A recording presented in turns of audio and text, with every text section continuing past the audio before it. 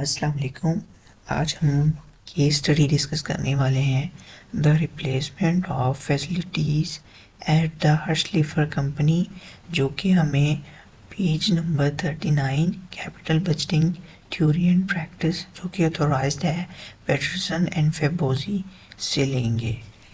सबसे पहले इसके मेन पॉइंट्स पढ़ेंगे कि हमारे इस केस स्टडी के मेन पॉइंट्स कौन से हैं और कौन कौन से पॉइंट जो हैं वो हम एक्सप्लेन करेंगे।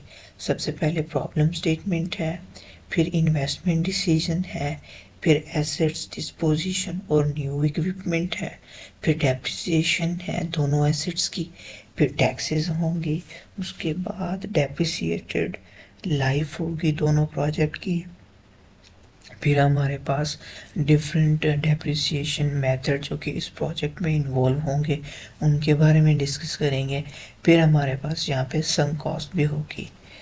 अच्छा जी, सबसे पहले प्रॉब्लम स्टेटमेंट देख लेते हैं। बेसिकली यहाँ पे प्रॉब्लम ये है कि हर्षलिफर जो कंपनी है उनके मैनेजर कह रहे हैं कि हमें ओल्ड इक्विपमेंट की जगह न्यू इक्विपमेंट लगाना है, जो कि 3 लाख की कॉस्ट का है और वो डेप्रिसिएट होगा 5 साल के लिए with the use of method of मैकर्स।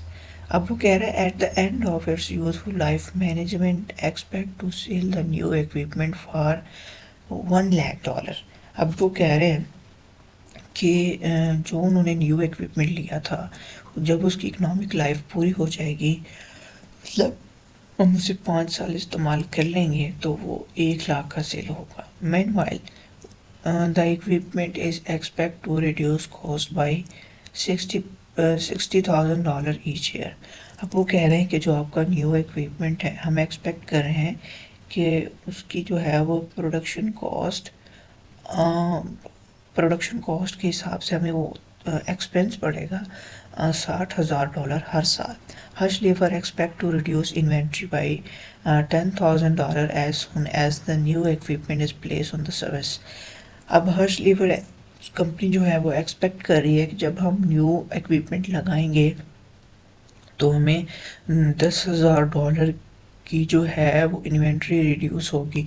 मतलब जैसा कि न्यू इक्विपमेंट होगा तो वो कंजम्पशन कम करेगा ऑयल की या लेबर वगैरह की या ओवरऑल, क्योंकि न्यू होगा तो न्यू इक्विपमेंट जो है वो इन्वेंट्री रिड्यूस करेगा उनकी $10,000 की।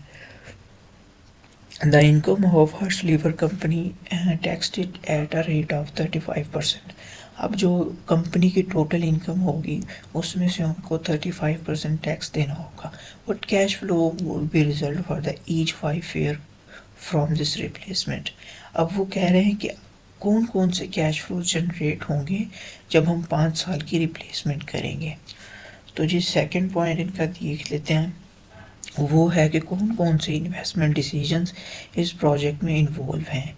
Basically in which project involve two investment decisions, assets replacement and assets acquiring। Basically इस प्रोजेक्ट में 2 इन्वेस्टमेंट डिसीजन हैं।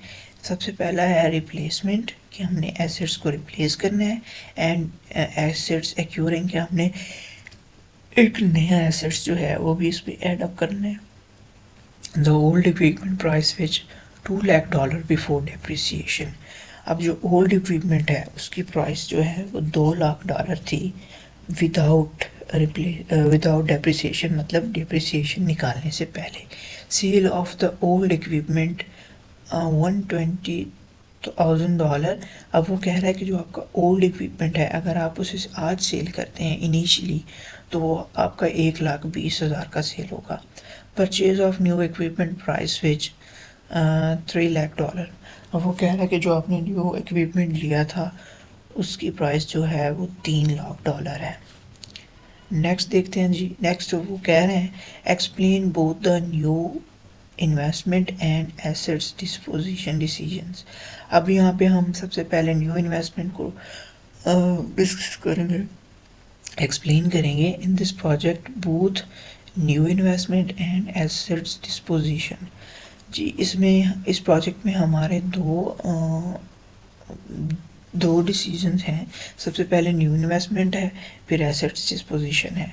सबसे पहले हम न्यू इन्वेस्टमेंट को डिस्कस करेंगे। The new equipment cost $3 lakh and it's expect to have useful life for 5 year. अब वो कह रहा है कि आपका जो न्यू इक्विपमेंट है वो $3 लाख का है और इसकी इकोनॉमिक लाइफ 5 साल है। The new equipment will be depreciate for the tax purpose using makers and A 5 year classified life. अब जो न्यू इक्विपमेंट है उनको हम टैक्स पर्पस के लिए डेप्रिशिएट करेंगे by using the makers method. उसकी जो इकोनॉमिक लाइफ है वो 5 साल के लिए उन्होंने क्लासिफाइड कर दी हुई है।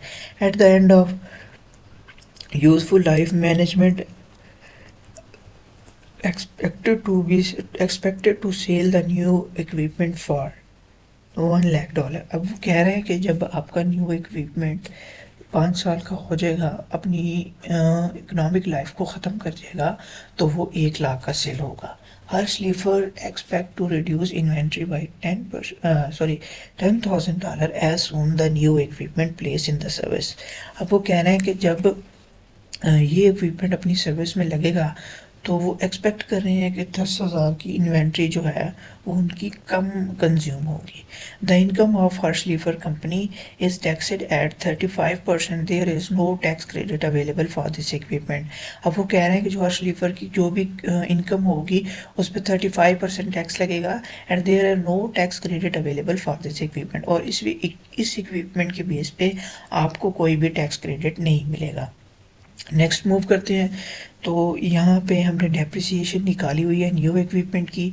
बेसिकली ये डेप्रिसिएशन निकली है मैकर्स मेथड से और मैकर्स मेथड में हम परसेंटेज यूज़ करते हैं। ठीक है, ये परसेंटेज के हिसाब से टोटल एसेट्स था हमारा।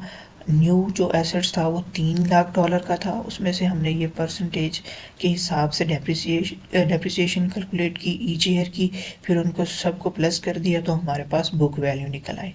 बेसिकली बुक वैल्यू निकालने का हमारे पास एक मकसद होता है जो मैं आपको नेक्स्ट स्लाइड में जो है वो एक्सप्लेन करूँगा इंशाल्लाह। उसके बाद अगर हम नेक्स्ट चलें तो मैंने आपको कहा था कि बुक वैल्यू निकालने का कोई ना कोई मकसद होता है, तो मैं आपको बताता चलूँ कि हमने यहाँ पे बुक वैल्यू निकाली थी।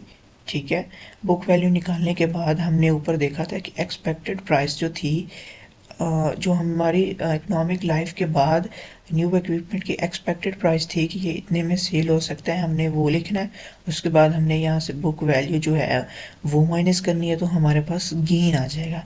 बेसिकली ये हमारे पास गेन है, कैपिटल गेन नहीं है। ठीक है, अब गेन पे हमारा 35% का टैक्स लगा तो ये हमने टैक्स पे किया जो कि हमारा कैश आउटफ्लो होगा।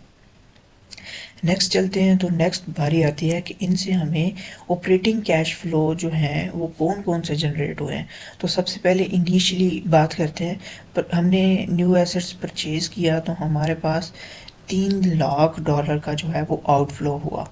फिर हमारी इन्वेंट्री न्यू एसेट्स लगाने से डिक्रीज़ हुई जो कि $10,000 थी, वो हमारे पास इनफ्लो हुआ। फिर जी सेल ऑफ न्यू इक्विपमेंट जो कि हमने 5 साल के बाद उसको सेल किया था वो 1 लाख का सेल हुआ। Tax on the sale of new assets, जब हमने अपना न्यू एसेट सेल किया तो उस पर हमने गेन टैक्स दिया था जो कि हमारा आउटफ्लो हुआ। सही है, नेक्स्ट मूव करते हैं जी। नेक्स्ट वो कह रहा है कि ओल्ड इक्विपमेंट को डिस्कस करते हैं। The old equipment cost is $2 lakh 5 year ago. अब जो ओल्ड इक्विपमेंट है 5 साल बाद उसकी जो कीमत है वो $2 लाख थी। Currently has a tax basis of $1 lakh और जो उसका मौजूदा टैक्स बेसिस है वो $1 लाख है and has depreciate on the straight line basis over a 5 year. अब वो कह रहे हैं कि इसकी जो इकोनॉमिक लाइफ है वो 10 साल है और इसको हमने स्ट्रेट लाइन मेथड के ज़रिए डेप्रिसिएट कैलकुलेट करनी है विद नो सैल्वेज वैल्यू। इसमें उसने कहा है कि आपकी यहाँ पे कोई भी सैल्वेज वैल्यू नहीं होगी। If Hirshleifer keep the old equipment it expect to the last 5 another year at the which time of 10-year-old the equipment to be sold for $10,000। अब वो कह रहे हैं कि अगर हम इस इक्विपमेंट को 5 साल और इस्तेमाल करेंगे तो इसकी प्राइस जो है वो सिर्फ $10,000 रह जाएगी। The old equipment will be sold today for $1,020।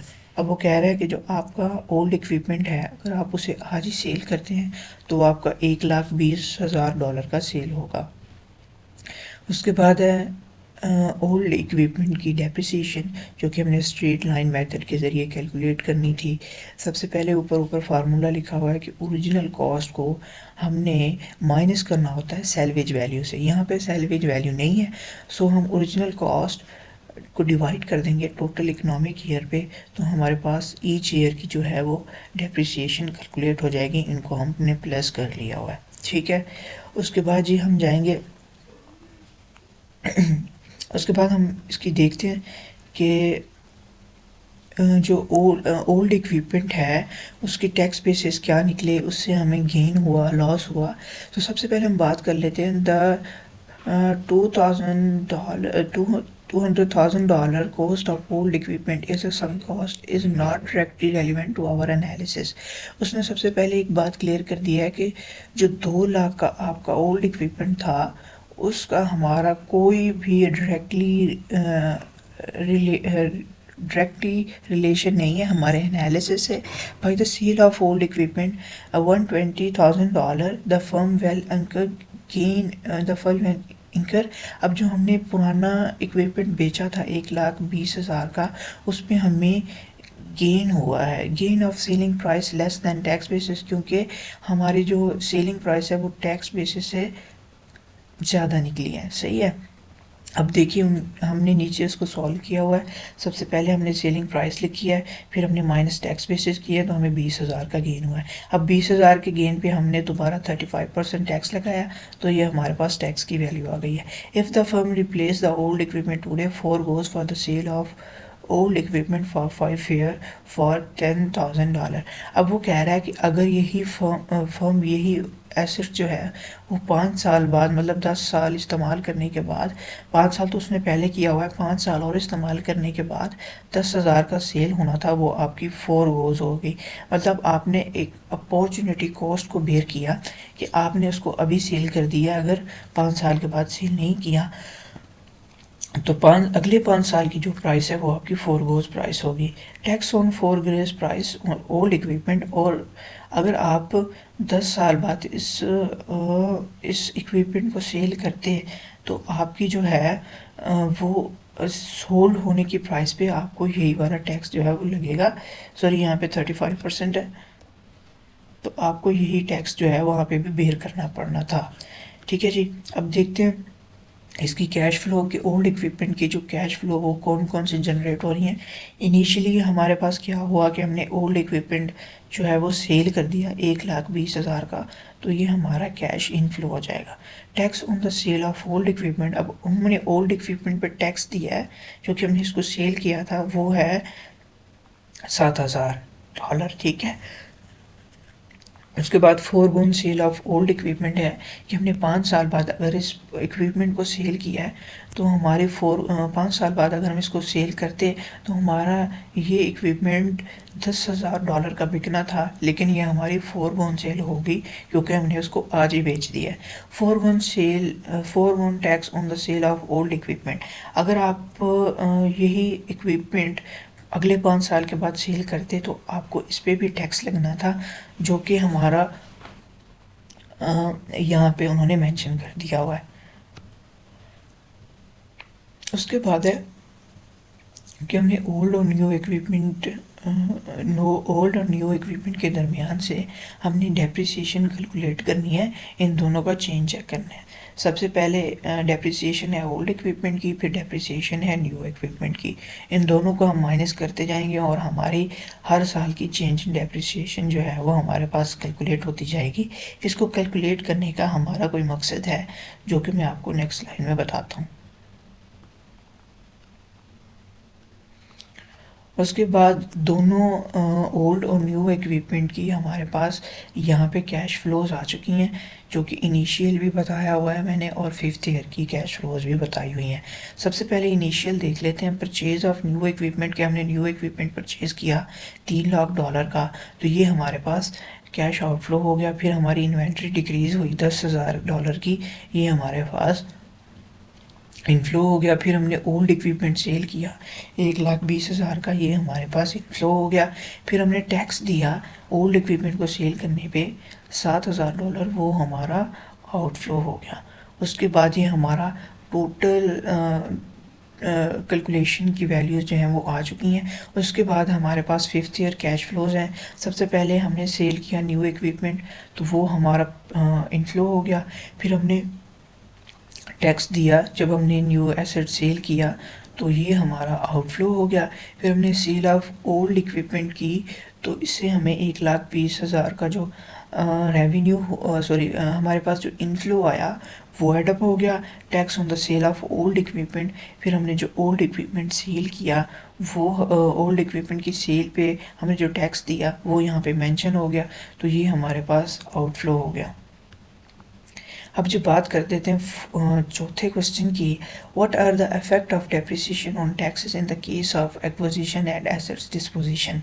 अब वो कह रहे हैं कि जब आपने एसेट्स एक्विजिशन और डिस्पोजिशन किया, तो एसेट्स न्यू एसेट्स और ओल्ड एसेट्स की आपने जब एंट्री वगैरह की और इनकी डेप्रिसिएशन निकाली, तो आपको टैक्सेस पे क्या फ़र्क नज़र आया। तो सबसे पहले देख लेते हैं कि effect of depreciation on the tax, कि डेप्रिसिएशन का टैक्स पे क्या इम्पैक्ट आया। सबसे पहले न्यू इक्विपमेंट देख लेते हैं। New equipment acquisition, the depreciation lower the taxable income, there be providing a tax shield that improve the cash flow during the assets life। अब यहाँ पे वो कह रहे हैं कि जो आपकी डेप्रिसिएशन है वो आपकी टैक्सेबल इनकम को कम कर देती है और आपको टैक्स शील्ड प्रोवाइड करती है जब तक आपके एसेट्स की जो है वो लाइफ है। एसेट्स डिस्पोजिशन डिसीजन में देखते हैं, when the disposing of an assets, tax implication arise from the capital gain which diminishing the cash flow received from selling assets is depreciate in the value beyond its depreciate cost। अब यहाँ पे वो क्या कह रहा है कि जब आप ओल्ड इक्विपमेंट सेल करते हैं तो आपको कैपिटल गेन या गेन होता है, तो उस पे जो है which can diminish the cash flow receive from selling assets, तो उससे हमारी जो है वो सेलिंग कैश फ्लो जो है वो कम हो जाती हैं। If it has depreciate in value beyond it's depreciate cost. अब यहाँ पे जब हम अपनी डेप्रिसिएट कॉस्ट करेंगे तो हमारा कैपिटल गेन भी कम होगा और हमें टैक्स जो है वो कम पे करना पड़ेगा। नेक्स्ट हम इसकी कैलकुलेशन करते हैं। चेंज इन डेप्रिसिएशन हमने ऊपर निकाली थी, जो मैंने आपको कहा था कि इन दोनों को माइनस करके हमने निकालना है, वो ले लिया। फिर हमारे जो ईच ईयर की डेप्रिसिएशन निकली थी, हमने ये जो हमारे पास ईच ईयर की डेप्रिसिएशन निकली थी, इस पर हमने टैक्सेस वाली जो है वो टैक्स शीट लगा के वही परसेंटेज जो है हमने निकाल दी, तो ये हमारे पास जो है वो टैक्स शील्ड आती जाएगी। मतलब हमें जब हमने ऊपर टैक्स पे किया था तो डेप्रिसिएशन की वजह से हमें ये टैक्स शील्ड जो है वो मिल रही है। नेक्स्ट देखते हैं जी। नेक्स्ट है हमारे पास question, are there any tax credit on the acquisition of new assets.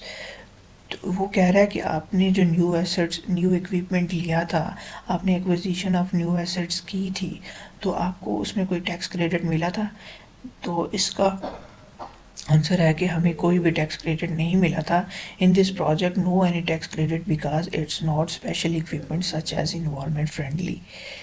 इसका मतलब ये है कि जो बेसिकली गवर्नमेंट जो है वो उन प्रोजेक्ट या इक्विपमेंट पर टैक्स देती है जो कि इन्वायरमेंट फ्रेंडली होते हैं। तो यहाँ पे ऐसा कोई भी हमें इक्विपमेंट नज़र नहीं आया जो कि इन्वायरमेंट फ्रेंडली हो। ठीक है जी, तो नेक्स्ट मूव करते हैं। छठा क्वेश्चन है, is this project a new acquisition project और रिप्लेसमेंट प्रोजेक्ट। अब वो कह रहा है कि ये जो हमने प्रोजेक्ट किया है इसमें ये बेसिकली हमारा एक्विजिशन है या रिप्लेसमेंट है। तो देखते हैं सबसे पहले कि ये this project is basically replacement project but existing equipment is not enough. अब वो कह रहे हैं कि बेसिकली तो ये रिप्लेसमेंट प्रोजेक्ट है, लेकिन उनका जो ओल्ड इक्विपमेंट है वो इसके लिए काफ़ी नहीं है, तो इसीलिए उन्हें जो है required some equipment like building at the cost of $3 lakh. अब जो फॉर एग्जांपल उन्हें एक बिल्डिंग चाहिए होगी जिसकी कॉस्ट जो है वो $3 लाख हो सकती है। हमने यहाँ पे अज्यूम किया है कि जो न्यू इक्विपमेंट है मे बी वो बिल्डिंग हो। ठीक है जी। उसके बाद हम बात कर लेते हैं 7वें क्वेश्चन की कि हमने कौन कौन से डेप्रिसिएशन मेथड जो है वो यूज़ करने हैं, लेकिन जो इसमें इस प्रोजेक्ट में यूज़ होंगे वो भी मैं आपको फर्दर इंशाल्लाह बताऊंगा। सबसे पहले हम बात कर लेते हैं कि हमारे पास कौन कौन से डेप्रिसिएशन के मेथड होते हैं। तो वो होते हैं straight line method, declining balance method, unit of production method और डबल डिक्लाइनिंग मेथड। लेकिन जो कि हमने इस प्रोजेक्ट में यूज़ किए हैं वो है MACRS, ठीक है, जिसे हम कहते हैं मेथड एसिलिट्रेशन कॉस्ट रिकवरी सिस्टम। और सेकंड जो इस प्रोजेक्ट में मेथड यूज़ हुआ है वो है स्ट्रेट लाइन मेथड। अच्छा जी, अब 8वें क्वेश्चन की तरफ जाते हैं। What are the cost of application, what are the cost application of old equipment will there be any gain or sale, whatever the gain will be capital gain or recapture of depreciation. अब यहाँ पे वो कह रहा है कि old equipment पे आपकी कोई कॉस्ट इम्प्लीकेशन हुई है। अच्छा, और वो इसमें कह रहा है कि आपको जब आपने इसको सेल किया था तो आपके पास गेन हुआ या कैपिटल गेन हुआ, फिर आपने कैपिटल गेन के पे टैक्स वगैरह पे किया। ये इसने क्वेश्चन किया है, तो हम इस क्वेश्चन को सॉल्व करने जा रहे हैं। The main cost involve the initial purchase of the new equipment. अच्छा जी, जब हमने मेन जो हमारे इसमें कॉस्ट होगी वो हमारी इनिशियल परचेज होगी न्यू इक्विपमेंट की। Tax implication for the sale of old equipment, फिर हमने यहाँ पे टैक्स भी पे किया। And then potentially loss operational efficiency old equipment is retain. फिर हमारा जो है जब इक्विपमेंट ओल्ड हो गया तो इसमें हमें ऑपरेशनल एफिशिएंसी का भी लॉस हुआ। The new equipment expect to be yield significant operational cost saving. और फिर जो नेक्स्ट क्या हुआ कि हमने जो न्यू इक्विपमेंट लगाया था उससे हमें सिग्निफिकेंट जो है वो कॉस्ट सेविंग हुई, टैक्स बेनिफिट हुए from depreciation and cash inflows from its sale at the end of its useful life. फिर जब हमने इसके यूजफुल लाइफ को पहुंच चुके थे, ये इक्विपमेंट अपना यूजफुल लाइफ को पहुंच चुका था, तो हमने इसको सेल करने के बाद हमने यहाँ इस पर टैक्स भी दिए थे। The main cost involve initial purchase of new equipment, ये सारी बात दोबारा कर रहा है। बेसिकली इसका मतलब ये है कि जब हमने ओल्ड इक्विपमेंट सेल किया तो सबसे पहला काम हमारा ये हुआ कि इस पर हमारी जो एप्लीकेशन कॉस्ट आई, सबसे पहले वो न्यू इक्विपमेंट था कि हमने इसको रिप्लेस करना है तो न्यू इक्विपमेंट लगाना है। उसके बाद जब हमने इसको सेल किया तो इस पर हमें टैक्स पे करना पड़ा। सेकंड, जब ये हम यूज़ कर रहे थे ओल्ड इक्विपमेंट तो हमें इन्वेंट्री भी जो है वो ज़्यादा यूज़ करनी पड़ रही थी। उसके बाद इस आंसर को कंटिन्यू करते हुए हम देखते हैं there are no any capital gain. Second question का सेकंड पार्ट है कि यहाँ पे हमें कोई भी कैपिटल गेन नहीं हुआ in this old equipment but had gain, लेकिन हमने यहाँ पे गेन जो है वो लिया था। The expected sale price of old project is less than it's book value, also charge gain in 35%। क्यों हुआ? क्योंकि जो हमारी एक्सपेक्टेड सेल प्राइस थी ना वो हमारी बुक वैल्यू से ज़्यादा थी, इसकी वजह से हमें गेन हुआ और उस गेन पे हमने 35% जो है वो टैक्स दिया। नेक्स्ट क्वेश्चन देखते हैं, is there any sum cost involve in this project. जी हाँ, वो कह रहा है कि यहाँ पे जो आपने ये प्रोजेक्ट देखा है, आपने ये केस स्टडी पढ़ी है, उन्होंने अपने इक्विपमेंट को रिप्लेस करना है तो यहाँ पे कोई सम कास्ट आई है। तो हमने फर्स्ट में पढ़ा था कि हाँ हमें सम कास्ट है जो कि हमारी ओल्ड इक्विपमेंट की है, वो $2 लाख है, ठीक है। उसके बाद हमें वो कह रहा है what are the different cash flow involve related on to tax case of disposition of old assets. अब जो हमने डिस्पोज किया ओल्ड एसेट्स पे, उस पर हमें कौन कौन से टैक्स लगे हैं। इनिशियली क्या हुआ, सेल ऑफ ओल्ड इक्विपमेंट, जब हमने ओल्ड इक्विपमेंट बेचा तो हमें टैक्स पे करना पड़ा ओल्ड इक्विपमेंट की सेल पे। ओल्ड इक्विपमेंट हमने सेल किया $1,20,000 का, जिस पे हमें टैक्स लगा $7,000। उसके बाद 5 साल बाद क्या हुआ कि हमारी फोरगोन सेल होनी थी ओल्ड इक्विपमेंट की जो कि 10,000 होनी थी, उस पर भी हमें टैक्स लगना था जो कि 35,000 है, ठीक है जी। उसके बाद हम बात कर लेते हैं 11 क्वेश्चन की, जो कि मेरे ख्याल में लास्ट क्वेश्चन है। If the firm replace the old equipment today what will it forgo after 5 year. ये वही बात आ गई कि अगर कंपनी अपना इक्विपमेंट आज ही सेल करती है तो उसे क्या फोरगो करना पड़ेगा 5 साल 5 साल बाद। If the firm replace the old equipment today, अगर फर्म अपना इक्विपमेंट आज सेल कर दी है, it foregoes the sale of equipment in 5 year for $10,000। अगर वो अपनी इक्विपमेंट आज सेल करती है तो वो 5 साल बाद जो उसका इक्विपमेंट सेल होना था 10,000 का, वो उनकी फोरगो प्राइस हो जाएगी। We need to consider the both foregoes cash flow from it sale. यहाँ पे हमें दोनों फोरगोज कैश फ्लोज को कंसिडर करने की ज़रूरत है, as well as any forgone taxes or tax benefits on this sale. यहाँ पे हम इसी तरह देखेंगे कि इससे हमें टैक्स बेनिफिट होते हैं इस सेल से कि नहीं। अब नीचे उन्होंने लिखा हुआ है foregoes the sale of old equipment in 5 year, कि जो हमने इक्विपमेंट अपना 5 साल बाद सेल किया उसकी वैल्यू जो है, अगर हम 5 साल बाद सेल करते तो वो $10,000 होनी थी, और उसमें हमने जो है टैक्स भी पे करना था, तो वो टैक्स भी हमने यहाँ पे मेंशन कर दिया हुआ है। जी तो फ्रेंड्स, ये हमने इनको टोटली जो है वो एक्सप्लेन कर लिया है। अगर आपका कोई फर्दर क्वेश्चन हो किसी चीज़ के रिलेटिव या किसी क्वेश्चन के रिलेटिव या केस स्टडी के रिलेटिव, तो आप मुझे कमेंट्स में जो है उसको मेंशन करके दे सकते हैं। मैं आपको एज सून एज पॉसिबल उसका आंसर करूँगा। जी थैंक यू।